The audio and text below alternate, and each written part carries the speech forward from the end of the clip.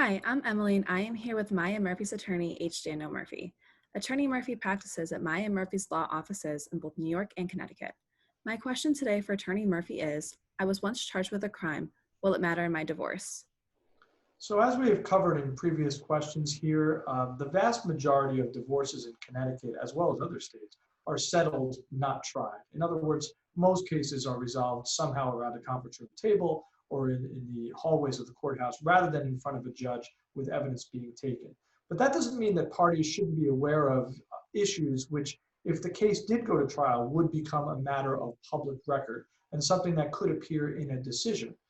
Evidence of a crime or even evidence concerning the allegations of a crime, even one which didn't result in a conviction, those are just examples of things that could create some exposure for litigants in a divorce, as well as potentially a tricky area for family law attorneys, especially those with limited or no experience with criminal defense. First of all, the primary question is whether evidence of the potential commission of a crime is relevant to the divorce itself. So the reason for the breakdown of the marriage is both relevant to the issue of alimony and also relevant to the issue of equitable division of property. But the question is whether the alleged crime or someone who is concerned because they have a crime in their past, whether that particular issue is one that contributed to the reason for the breakdown of the marriage itself is something that is going to be a question of interpretation. If the crime alleged is one that relates to domestic violence, for example, that would certainly not be a stretch to say that that issue would be one that's relevant to the reason for the breakdown of the marriage. But if, for example, the crime alleged was, let's say it was a DUI, and there were no children that were involved in that particular arrest or that criminal charge, it then becomes a question of whether or not drinking or alcohol consumption was an issue in the marriage.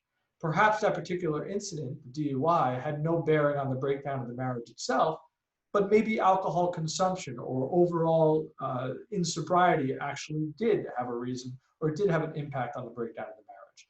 Or maybe perhaps the DUI as charged occurred during a time in which the defendant lost a job, maybe due to alcohol use on the job or overall insobriety. So in that particular example, it would be relevant to the breakdown of the marriage.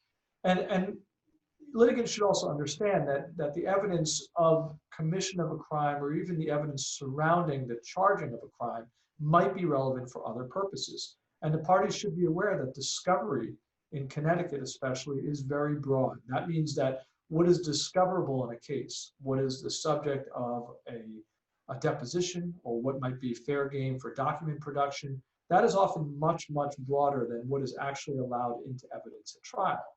And so that means that someone can be questioned about something, even if ultimately in front of a judge, that evidence will not be admitted or become part of the formal record. It's also important to your question, how the underlying crime was disposed of. So being charged with a crime is very different, obviously, from being convicted. It's also different from an acquittal. So that is a not guilty verdict after some kind of a finding, or a nollie in Connecticut, which is a prosecutor's declining to prosecute a case, or the entry of another diversionary program that we have available here. In other words, the mere arrest or a ticket or a criminal summons of some kind, it's not enough for that to become an issue in a parallel civil action like a divorce just because it exists. But it does depend how it was resolved.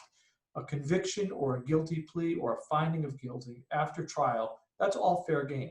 Again, assuming that that particular charge or that particular crime is relevant to the matters that the court would have to decide on in order to divide property, in order to award support, or decide custody in a case.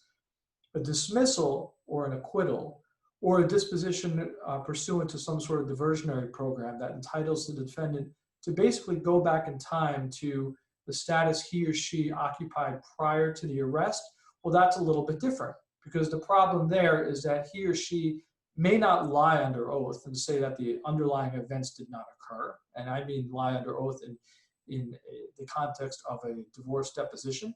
If they're asked about the underlying conduct of a DUI charge, even if that case was favorably disposed of, they would be best served, obviously, to tell the truth and to tell exactly what happened.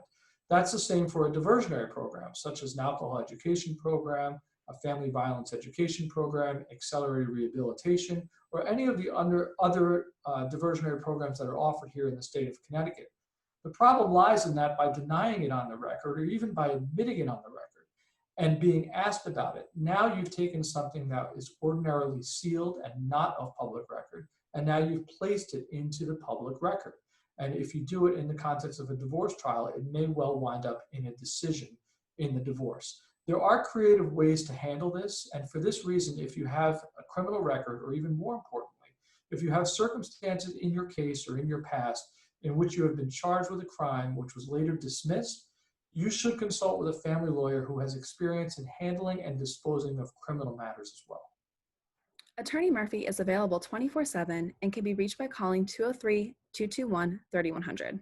You can also email Attorney Murphy at hdmurphy@mayalaw.com, and please visit mayalaw.com for more information.